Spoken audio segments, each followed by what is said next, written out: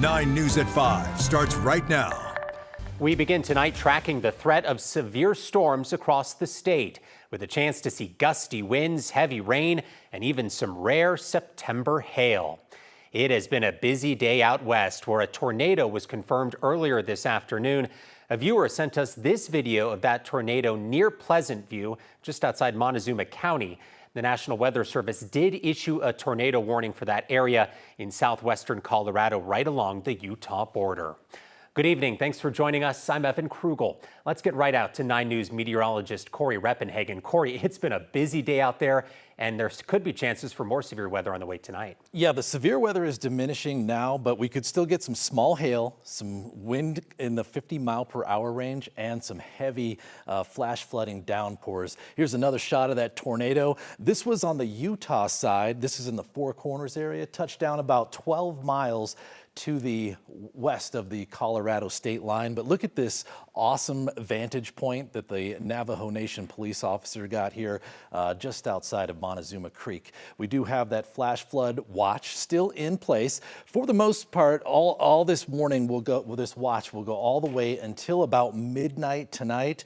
This was that storm out here right in Utah that put down that tornado. There's still a flash flood warning there, but no severe weather across the state of Colorado at the moment, and we probably won't see too much. If we do, it'll be here on either the Front Range or the Northeast Plains. Kind of a low chance, but we're seeing some hail, some small hail, and some wind gusts in the 40 to 50 mile per hour range. So there's still plenty of action on the way, and our rain chances here in Denver are going to go up from now until 11 o'clock tonight. And then tomorrow will be much drier across the entire state, including the Front Range, and these temperatures will remain on the cool side. Once again, maybe a high of only 75 degrees again here in Denver, and some 60s for highs in the mountains and foothills. Talk about that action that's still coming our way tonight, coming up in the full forecast. Evan? Sounds good. Thanks, Corey. Crews have recovered the body of a man they believe is a kayaker who went missing at Carter Lake earlier this week. Thursday evening, the Larimer County Sheriff's Office says it received a call of a man in the water near a kayak. Callers told dispatch the man was not wearing a life jacket. Responding crews found a kayak, but not the man. Last night, officials say they recovered a body believed to be the missing kayaker. Officials did close part of the lake for the search. It is back open tonight. A Douglas County jury has found a woman guilty in the death of her toddler. According to the district attorney's office, the toddler's father arrived at Hannah Gilmore's apartment to find the child in bad health. The father says the boy then stopped breathing and died. Investigators say Gilmore's apartment was littered with several illegal drugs, including fentanyl and cocaine. Prosecutors believe the child crawled onto the floor and accidentally ingested fentanyl, leading to his death. Gilmore is expected to be sentenced on November 12th. She faces a minimum of 16 years in prison. 2 Evergreen High School students remain in the hospital recovering after Wednesday's school shooting. The community is still working to move forward. Wednesday afternoon, a student at the school opened fire, striking 2 students before turning the gun on himself. One victim is at Children's Hospital in serious condition. The other is at St. Anthony's in critical condition. In the days since the shooting, community members have held vigils in Evergreen to help people process emotions. Students around the metro have also taken action. They walked out of class yesterday to support each other and protest gun violence. While the motive is still not clear, a new report sheds light about the shooter's troubling online past. That includes a fascination with mass shooters. This is a story we will certainly continue to follow. You can find all of our reporting on 9 News Plus and on 9news.com. After years of debate over the future of the Park Hill Golf Course, Denver voters blocked a developer's plan to build housing, and the 155-acre plot will be fully dedicated to open space and recreation. Today, the city held its first open house, giving neighbors a chance to weigh in on what the park should look like. 9 News reporter Ria Jha is live in Denver right now after attending that open house today. Ria, how did things go?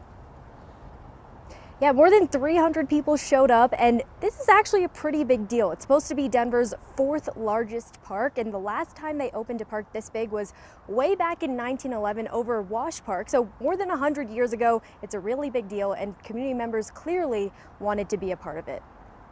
eager. So what's the field house going to be? And engaged. People came to the Park Hill open house with open minds. Yeah, what percentage of it would be open space, green space? The future of the former golf course divided Denver for years, but voters made the call and now it's on its way to becoming Denver's newest park.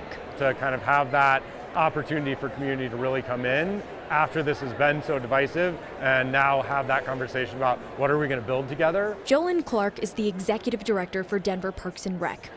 Everybody's taking pictures of Park Hill Dave because he's asleep on the job. And proud owner of Park Hill Dave. So he lived for over a year on the park by himself. So they were putting him up for adoption. So I went and adopted him so that he can, stay involved in the Park Hill process. It's a process he wants to be as collaborative as possible. We have a giant version of it that's to scale, and you can take another playground or another ball field that and put it on there and move it around and show our design team. We have ideas all over the place. Ideas about what's inside the park. As much open space and green space and birds and pollinators as possible. And ideas about what's outside the park.